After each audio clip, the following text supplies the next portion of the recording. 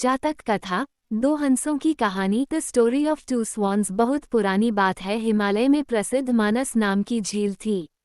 वहां पर कई पशु पक्षियों के साथ ही हंसों का एक झुंड भी रहता था। उनमें से दो हंस बहुत आकर्षक थे और दोनों ही देखने में एक जैसे थे, लेकिन उनमें से एक राजा था और दूसरा सेनापति। राजा का नाम था धृतराष्ट्र और सेनापति का नाम सुमुखा था। झील का नजारा बादलों के बीच में स्वर्ग जैसा प्रतीत होता था। उन समय झील और उसमें रहने वाले हंसों की प्रसिद्धि वहां आने जाने वाले पर्यटकों के साथ देश विदेश में फैल गई थी। वहां का गुणगान कई कवियों ने अपनी कविताओं में किया, जिससे प्रभावित होकर वाराणसी के राजा को वह नजारा देखने की इच्छा हुई। राजा ने अपने राज्य में बिल्कुल वैसी ही झील का निर्माण करवाया और वहां पर कई प्रकार के सुंदर और आकर्षक फूलों के पौधों के साथ ही स्वादिष्ट फलों के पेड़ लगवाए। साथ ही विभिन्न प्रजाति के पशु पक्षियों की देखभाल और उनकी सुरक्षा की व्यवस्था का आदेश भी दिया। वाराणसी का यह सरोवर भी स्वर्ग जैसा सुंदर था, लेकिन राजा के मन में अभी उन दो हंसों को देखने की इच्छा थी, जो मानस सरोवर में रहते थे। एक दिन मानस सरोवर के अन्य हंसों ने राजा के सामने वाराणसी के सरोवर जाने की इच्छा प्रकट की, लेकिन हंसा का राजा समझदार था। वह जानता था कि अगर वो वहां गए तो राज उन्हें पकड़ लेगा। उसने सभी हंसों को वाराणसी जाने से मना किया, लेकिन वो नहीं माने। तब राजा और सेनापति के साथ सभी हंस वाराणसी की ओर उड़ चले। जैसे ही हंसों का झुंड उस झील में पहुंचा, तो अन्य हंसों को छोड़कर प्रसिद्ध दो हंसों की शोभा देखते ही बनती थी। सोने की तरह चमकती उनकी चोंच, सोने की तरह ही नजर आते उनके पैर और बादलों से भी ज्यादा सफेद उनके पंख हर किसी को अपनी ओर आकर्षित कर रहे थे।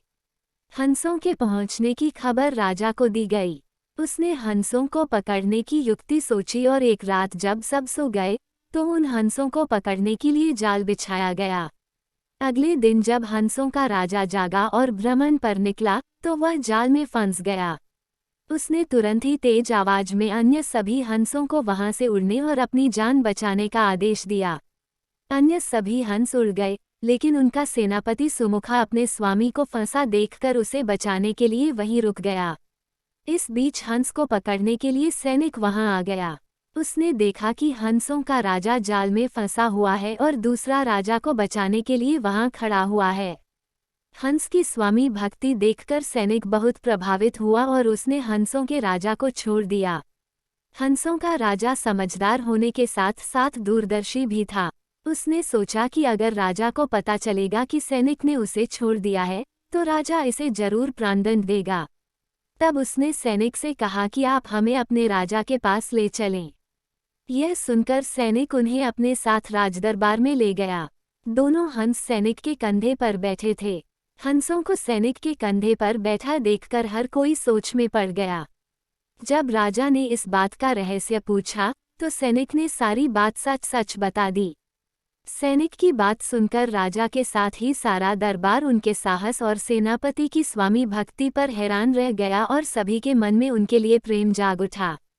राजा ने सैनिक को माफ कर दिया और दोनों हंसों को आदर के साथ कुछ और दिन ठहरने का निवेदन किया। हंस ने राजा का निवेदन स्वीकार किया और कुछ दिन वहां रुककर वापस मानस झील चले गए। कहानी से सीख, किसी भी परिस्थिति में हमें अपनों का साथ